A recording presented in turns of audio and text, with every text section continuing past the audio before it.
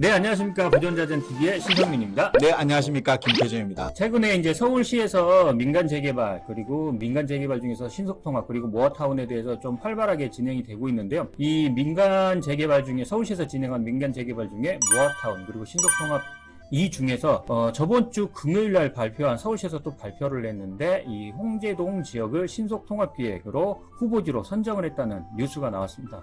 그래서 이 부분에 대해서 설명을 드리고자 합니다.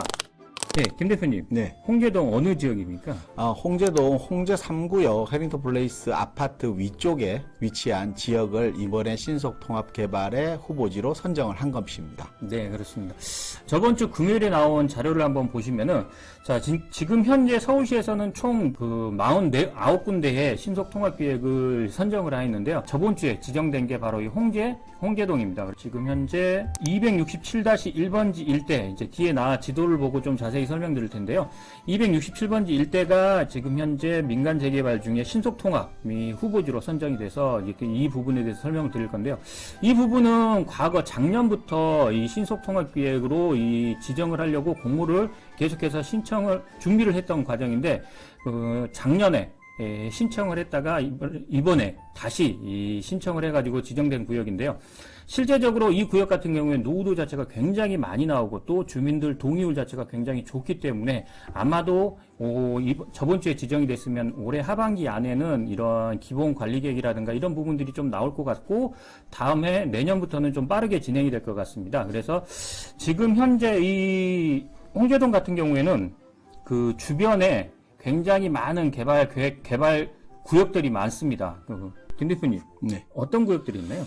이걸 보면 알다시피 일단은 서울시에서 4차 민간 재개발 후보지 한 곳 신속통합을 지정을 했는데, 우리가 지정된 선정 이유를 한번 볼 필요가 있는데요. 침수 위험이 있는 반지하 주택의 밀집 지역이다. 그리고 노후 주거지이다, 사업구역 여건 등을 고려해서 선정했다라고 되어 있습니다. 우리가 여기서 중요하게 생각해야 될 부분은 침수 위험이 있는 반지하 주택이 밀집되어 있다라는 얘기입니다. 우리가 얼마 전 홍수 때문에 반지하 주택의 사망 사건도 많이 일어났지 않습니까? 그만큼 주거 여건이 좋지 않은 지역이 그만큼 개발에 선정될 가능성이 높다.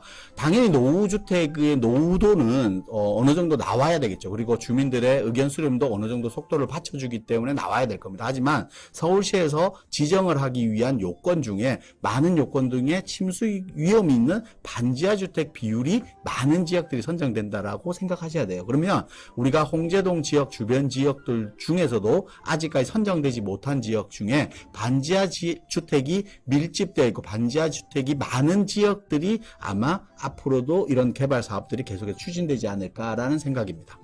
최근에 서울시 이 민간 재개발 신속통합하고 모아타운 지정되는 조건들을 보면은 대부분 반지하가 많은 밀집 지역들, 이런 지역들 또는 굉장히 큰 높은 구릉지가 많은 지역들, 이런 지역들이 선정되는 그런 지역들이 좀 많더라고요. 그렇죠. 아마도 그런 서울시의 기조 때문에 이번에 홍제동 이 구역 신속통합도 선정되지 않았나 이렇게 생각은 됩니다. 네, 아마 이번에 금요일 날 모아타운도 아마 25일 날, 그러니까 월요일이죠. 월요일 날 모아타운도 선정되었습니다. 그 모아타운 선정되었던 5군데도 보면 신 대표님 말씀한 것처럼 구릉지, 그러니까 고도차가 높은 지역이 이번에 선정되었거든요. 네.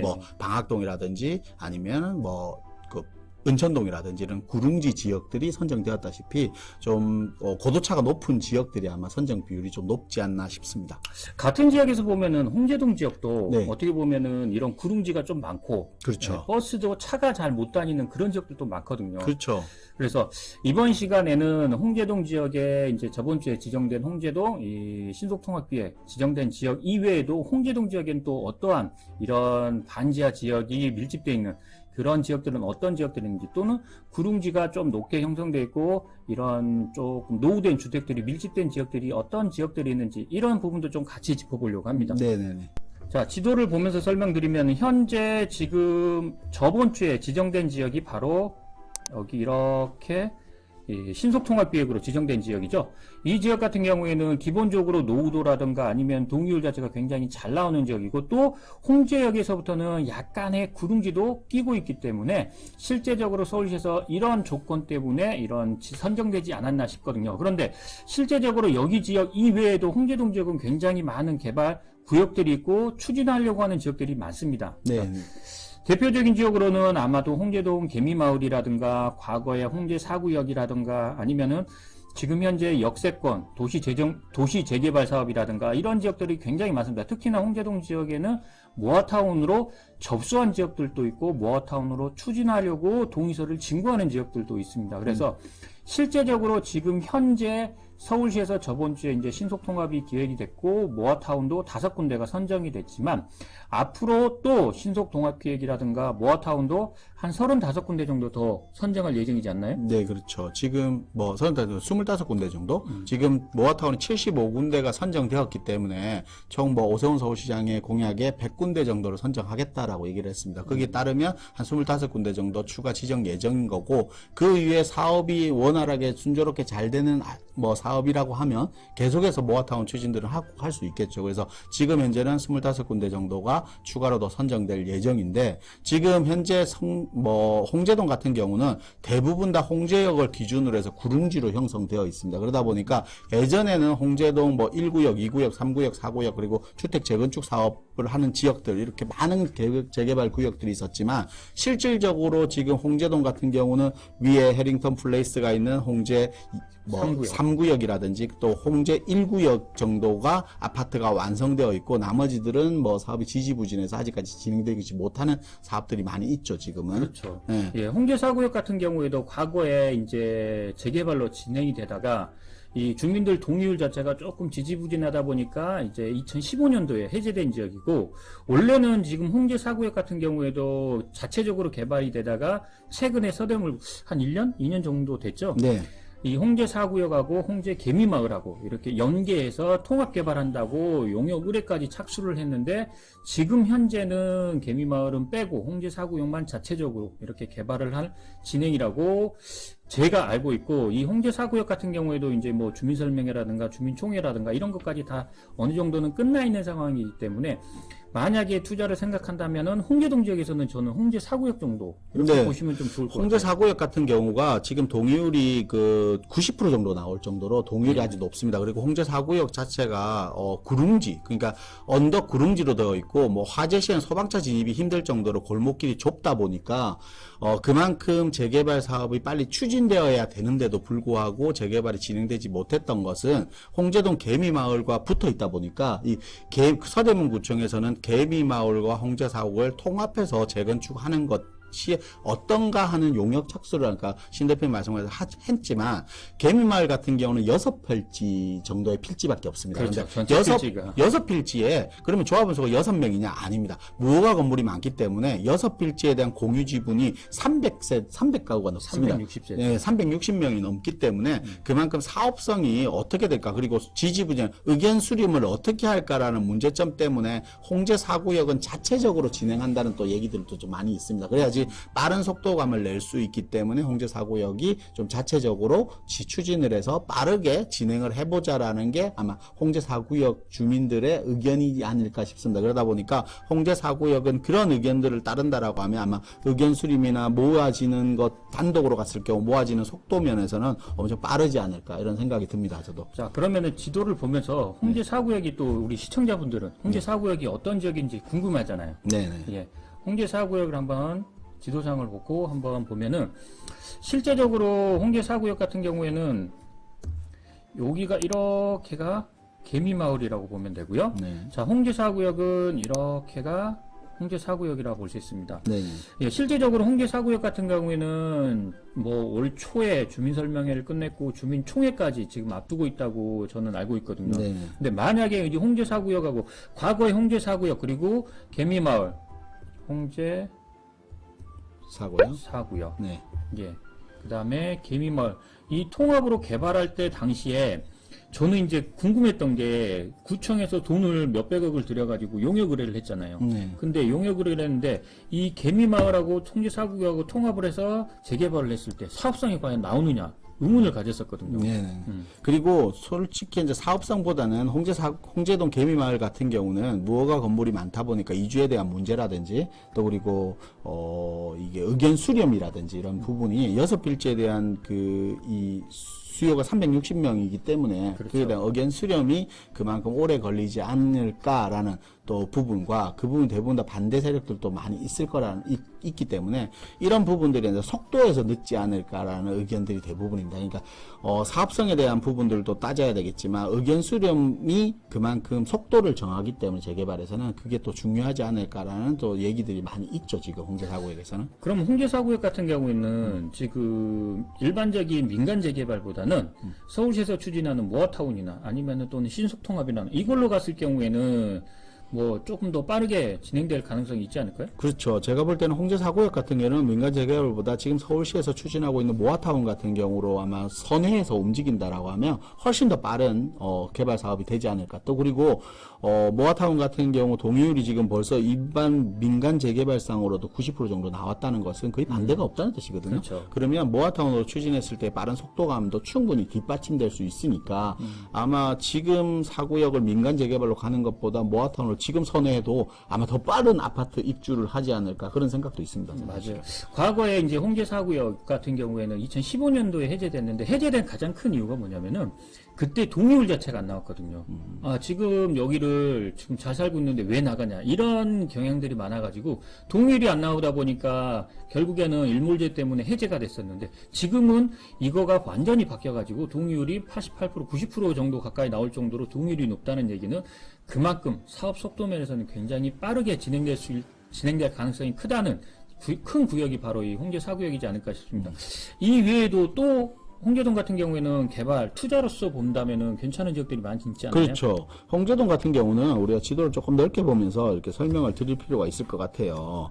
왜냐하면 홍제동 같은 경우는 이 홍제역을 기준으로 해서 뭐 지금 최근에 얼마 전에 서대문구청에서 발표한 유진상가를 뭐 강북권 지역에서 그러니까 서북권 지역에 코엑스를 만들겠다. 작은 코엑스. 만들겠다라는 얘기를 발표를 했죠. 그리고 홍제 3구역이 개발이 되었고 위쪽이 바로 신속통합 개발이 있고 그리고 위쪽이 그 말한 홍제 4구역 그리고 또 개미마을이 따로 있는 거고요. 또 아래쪽이 홍제 2구역 역세권 개발을 하는 지역이 있고요. 또 아래쪽에 홍제 1구역이 지금 아파트가 들어섰고 2년 전에 입주를 했고요. 또 홍제 1동의 안산 지역이 지금 모아타운 선정을 위한 접수를 완료를 했습니다. 그리고 홍제역 주변 지역으로도 지금 역세권 개발 계획을 또 잡고 있는 지역들이 따로 있습니다. 그렇기 때문에 이렇게 지도로 보시면 알다시피 홍제역 주변 지역은 전부 다 개발 사업들이 이루어지는 지역이고 뭐 위에 홍은동 지역들도 마찬가지겠죠. 그 지역들도 개발 사업이 이루어지는 지역이기 때문에 하나하나 개발이 아니라 전체가 탈바꿈되는 그러니까 홍제역 주변 지역은 그냥 변화가 일어난다라고 생각하면 되기 때문에 저는 홍제역 주변 지역은 투자 가치가 아주 높은 지역이 아닐까 이런 생각이 듭니다. 근데 이 홍제역 주변이 전체가 다 개발이 진행이 될까요? 제가 볼 때는 뭐 순환 방식의 개발은 분명히 되지 않을까 싶습니다. 그러니까 전체 개발을 동시일괄적으로 개발한다면 이주 수요에 대한 부분이라든지 개발 사업에 여러 가지 문제점이 있겠죠. 근데 우리가 순환 방식의 개발들, 그러니까 서울시 같은 경우는 서울의 여러 지역들을 순환 방식의 개발들을 많이 합니다. 우리 개포 주공아파트 재건축에도 1단지, 2단지를 순차적으로 순환 방식으로 개발하듯이 우리가 순환 방식의 개발들이 있기 때문에 홍제역은 순환 방식에 어떤 게 우선시 되느냐, 후에 되느냐의 문제인 것뿐이지 개발은 전체적으로 되지 않을까. 그리고 우리 2040 서울시 플랜 내용을 보면 한강을 기점으로 해서 수변 개발을 한다라고 했습니다. 그게 보면 중요 포인트가 뭐냐면 한강을 기점으로 해서 한강 르네상스의 한강 기점으로 해서 4대 지천에 대한 개발을 한다라고 했습니다. 그 4대 지천이 중랑천, 탄천, 안양천, 홍제천입니다. 그러면 우리가 중랑천 같은 경우는 지금 많은 개발 사업들을 하고 있는 걸 알고 있습니다. 그리고 탄천 같은 경우는 삼성동 코엑스 주변 지역으로 우리가 개발 사업을 하고 있습니다. 그리고 안양천도 목동 재건축과 그리고 신도림 역세권 개발과 동시에 뭐 서부간선도 지하 사업을 하면서 그 지역을 또 개발하는 걸로 알고 있습니다. 그러면 남은 건 홍제천입니다.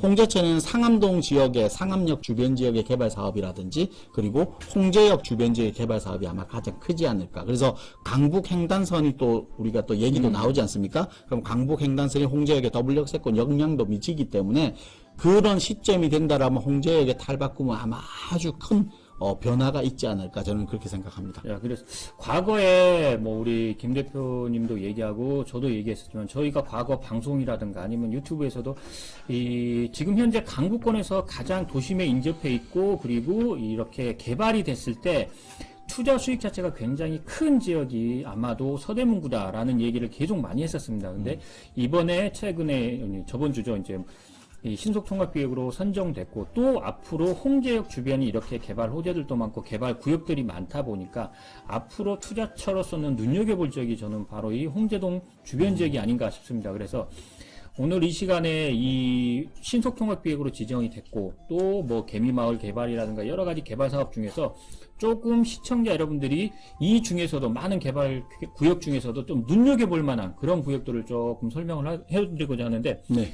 저는 아까 말씀드렸던 그 홍제 4구역 이 정도 홍제 4구역 정도는 뭐 주민 설명회라든가 주민총회가 끝났으니까 홍제 4구역 정도를 조금 추천해드리고 싶은데 우리 김 대표님은 또 어떤 지역을? 저는 그렇습니다.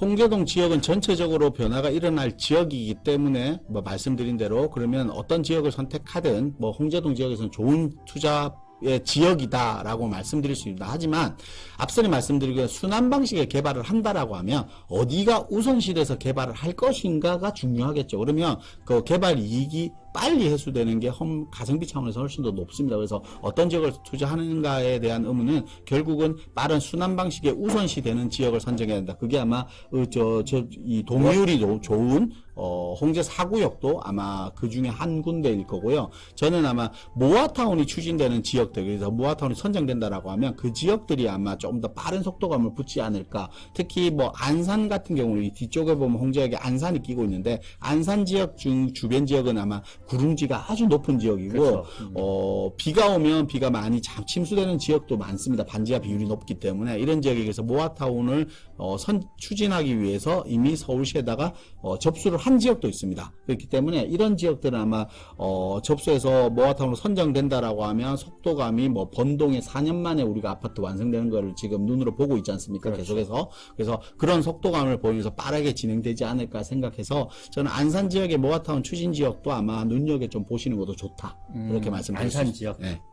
안산 지역은 모아타운 접수하지 지금 않았네? 지금 5월달에 접수를 해서 지금 아마 서울시에서 예산안 통과 부분을 아마 하고 있는 걸로 알고 있습니다. 그래서 뭐 곧 선정되지 않을까 뭐 이런 추측도 한번 해보는데 그 부분은 뭐 서울시에서 진행하는 얘기니까 지금 아마 또 공공재개발 접수했다가 또 그 전에 뭐 사유 때문에 공공재개발에서 탈락을 했지만 그것 때문이라도 아마 동의율이 아주 높은 걸로 알고 있습니다. 그만큼 노후도도 높고 동의율도 높기 때문에 그리고 뭐 침수 지역이라든지 반지하 비율이라든지 구릉지 그러니까 고도차의 높이라든지 이런 걸 다 따져봤을 때도 아마 선정되지 않을까라는 조심스럽게 한번 예측해보는 지역입니다. 결국에는 우리 김 대표님은 그러면은 속도가 빠른 지역이 제일 좋은 지역이다. 그렇죠. 재개발은 같은 돈을 넣고 빠른 시간에 해소하는 게 제일 좋은 겁니다. 그러면 둘 중에 하나겠죠. 적은 돈을 넣고 오래 걸리는 거, 뭐 적은 돈을 넣고 짧은 시간에서 완성되는 게 재개발에서는 가장 이익이 아니겠습니까? 뭐 재개발 이익. 그러면 내가 적은 돈, 그러니까 돈을 넣는 금액이 적고 그리고 기간이 짧으면 짧을수록 이익은 많아질 수밖에 없습니다. 그러면 모아타운 같은 경우는 투자금 같은 게 적고 일단 투자금 자체도 적습니다. 투자금이 적고 속도도 빠르기 때문에 두 가지 장점을 다 가지고 있지 않나라는 생각을 가지고 있습니다.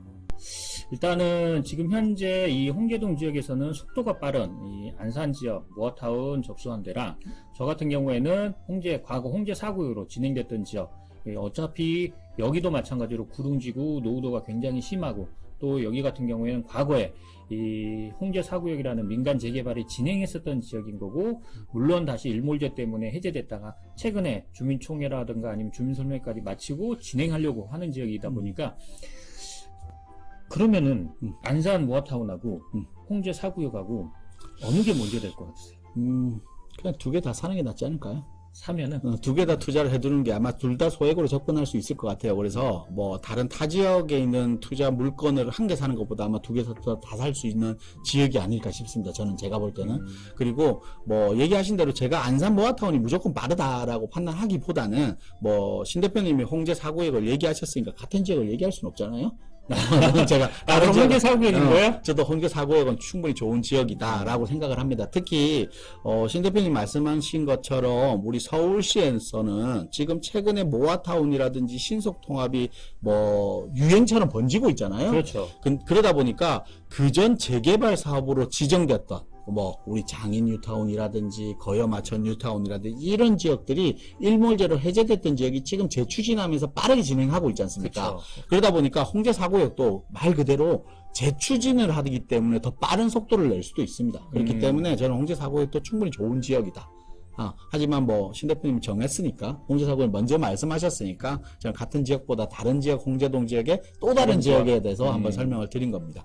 알겠습니다. 자, 이번 그 시간에는 지금 저번 주에 선정된 홍제동 신속통합계획이 홍제동 지역이 추가로 선정됐다는 내용을 알려드리면서 하나 더 말씀드리자면은 자, 저번 주에 지정된 홍제동 같은 경우에는 신속통합계획으로 지정된다 보니까 주의할 점이 있습니다. 만약에 투자로 보신다 그러면은 이 지금 현재 권리산정 기준일 이 부분을 조금 체크를 하셔야 될 겁니다. 그리고 신속통합으로 지정된 구역 같은 경우에는 권리산정일 기준일 자체가 작년 22년도죠. 22년도 1월 28일 이후에 신축이 되어진 이 물건들 같은 경우에는 입주권이 안 나온다. 이 부분을 조금은 유념하셔가지고 만약에 신속통합으로 지정된 구역을 투자를 생각하고 한다면은 이런 권리산정 기준일을 꼭 한 번쯤은 따져보셔라. 이 말씀을 꼭 드리고 싶습니다. 네, 아마 표 체크를 한번 더 해드리는 게 좋겠죠. 가장 중요한 부분이니까. 그렇죠. 사실은 뭐 권리산정 기준일을 22년 1월 28일 예정이다라고 네. 되어 있습니다. 그렇기 때문에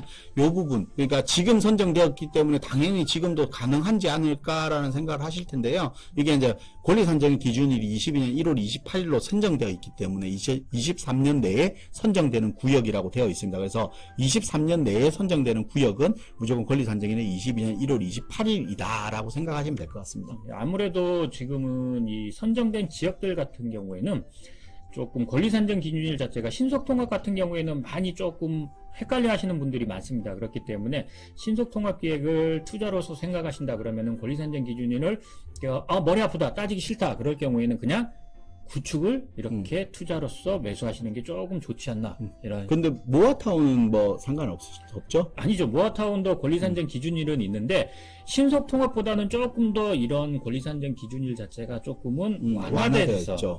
그렇기 때문에 모아타운 같은 경우에는 실제적으로 그 전에 공모 방식일 때는 권리산정 기준이 정해졌지만 지금 현재 앞으로 모아타운으로 선정된 지역 같은 경우 선정될 지역 같은 경우에는 모아타운으로 선정된 다음 날부터가 이제 권리산정 기준일이기 때문에요. 신속통합보다는 모아타운 자체가 권리산정 기준일 자체가 조금 완화된 그러한 개발 사업이지 않나 싶습니다. 네.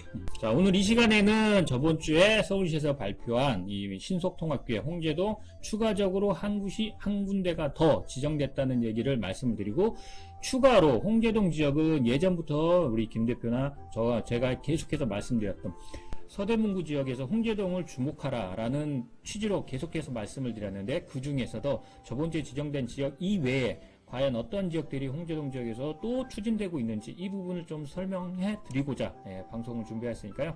많이들 이렇게 시청해 주시고 오늘 방송 내용이 좋으셨다면 좋아요, 구독하기 그리고 많은 사람들한테 조금 홍보를 많이 좀 해주셨으면 좋겠습니다. 네, 아마 오늘 내용에서 뭐 홍제동에서 좀 더 자세한 물건들 뭐 이런 부분들 받고 싶으면 우리 신 대표님 뭐 연락드리면 상담 자세히 해주실 거죠? 물건은 찾아서 많이들 해드리겠습니다. 대신에 물건은 좋은 물건인지 나쁜 물건인지 이렇게 상담을 통해서 많이들 이렇게 결과를 좋은 물건인지 나쁜 물건인지 판단을 해드릴 테니까요. 많이들 이렇게 궁금하신 분들 많이들 전화 주시면은 성의껏 상담해 드리겠습니다. 네, 알겠습니다. 오늘 준비한 방송은 여기까지고요. 다음 시간에는 이런 수변 개발에 대해서 조금 준비해 가지고 많이들 좋은 정보로 찾아뵙겠습니다.